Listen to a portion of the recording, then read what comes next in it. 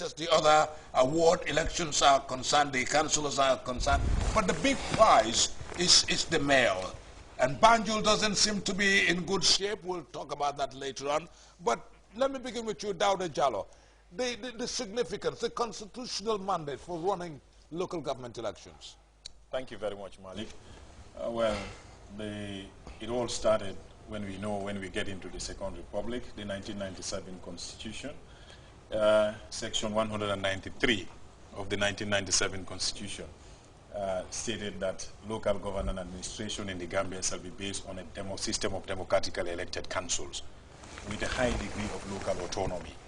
Once this pronouncement was made under Section 193 of the Constitution, Sub 2 of the same section stated that an Act of Parliament shall be promulgated that will make that constitutional provision operational. In April 2002, an Act of Parliament was passed. 2002, and then we witnessed our first local government elections in that month, April 2002. That was the first local government elections in the Second Republic that was held on a system of democratically elected councils. They had their term. 2008, we had another election, local government election. Malik, it's important for people to understand legally the term of councils are 4 years. But there is a proviso in the Local Government Act in the section that says that council terms shall be 4 years. Say provided that a local government election, there shall be a minimum of 12 months between the last National Assembly election and the subsequent local government election. So you realize even if councils, even if their terms should expire, the 4-year mandate should expire, the proviso makes it mandatory that you can hold a local government election not until after 12 months when the last local National Assembly election was held. So you realize some people will say this council have overstayed their 4 years because they were elected, I think in January 2008. Yes, so if that is so, they have overstayed a little bit. But the reason is purely based on law. You could not have held a local government election earlier than 12 months after the last National Assembly election. So precisely, this is it. I had when some of the commentaries were run on the screen. It's a legal requirement for us to go to the polls. It's constitutionally provided for. The Local Government Act also provides for Gambians to elect their councillors directly. But it's important we also understand a little legal issue here. For Banjul and Kanipi municipality, their mayors or mayoresses, as the case may be, are elected directly using universal sovereign. That's a provision under the Local Government Act, if I'm right, I think Section 13. But for the regions, their chairpersons are elected by councillors themselves that will be returned after this election. When they meet in their first meeting, they choose one among themselves to be their chairperson. So like you said, the big cake tonight is the Banjul and KMC because their mayors are elected directly by the electorate. For the regions, when this election passes, all the councils that when they meet in their first meeting, they decide among themselves who should be the chairperson of their respective area councils, that is from Brikama right down to Basse. So only the heads of the councils for BCC and KMC are elected directly by the electorates, and that's what we've witnessed today by the polls. So precisely, these are some of the legal provisions why we are at the polls today to elect our mayors for Banjul and KMC and our ward councillors in the wards that are contested.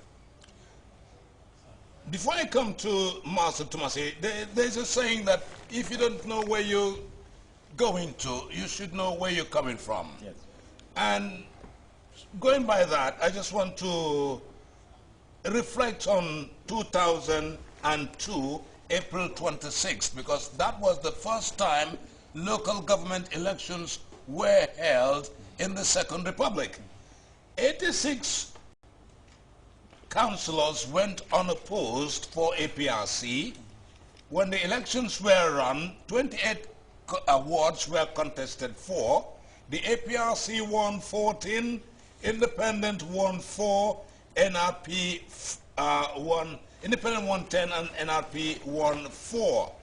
The highest percentage won by a ward councillor was in Serekunda, London Corner.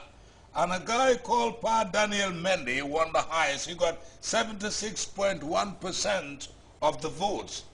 And the highest voter turnout was in Summit Award, 78.7%.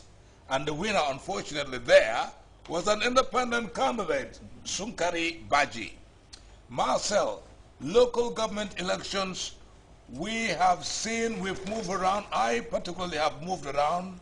I think it's what my business to go around and see what was going on. But then I wasn't very comfortable with the turnout. People do not seem to take this election very seriously, and they need to. Thank you, Malik. Yeah, I think for tonight, as the results of these 45 contested wards come in, I'll be particularly interested in voter turnout for these local government elections. And people have got cynical about this, and unfortunately, I think they do not fully understand. I'm talking about the voters. They do not fully understand the responsibilities that council have, the powers that council have.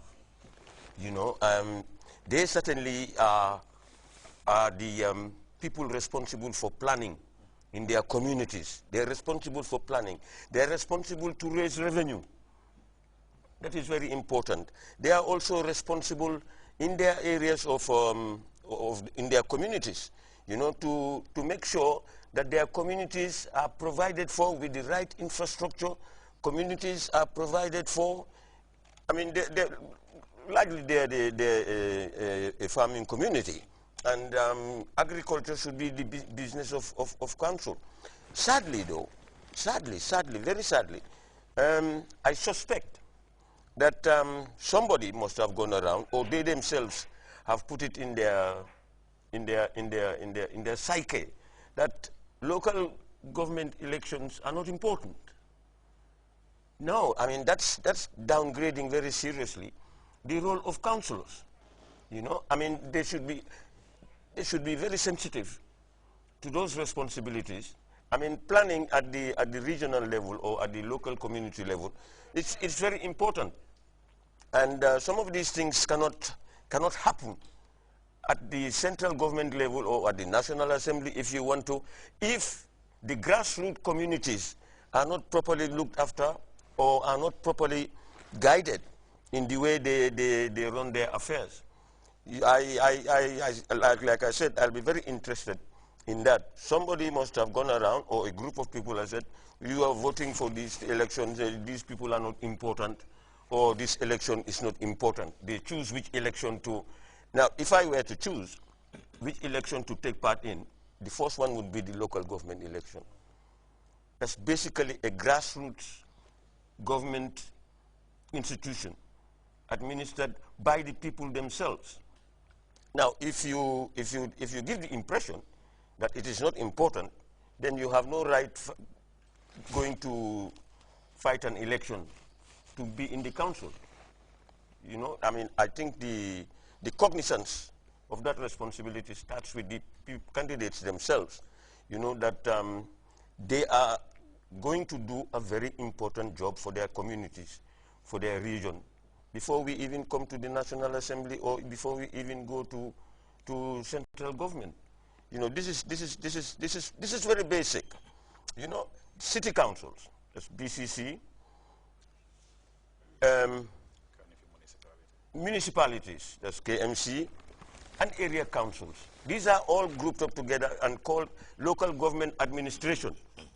You know, and I think we have to be very sensitive. I don't know whether the fault is voter education.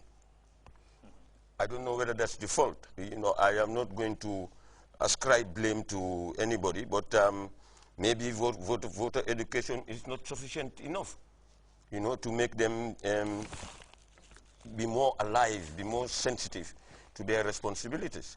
But as I promise you, I am waiting for the results. Then we'll see how voters responded, you know, to the various candidates' requests for them to be voted into council. If I may add to what you've just said, Marcel, I think that you want to say that voter education should not only come at a time when elections are due. It's an ongoing process. The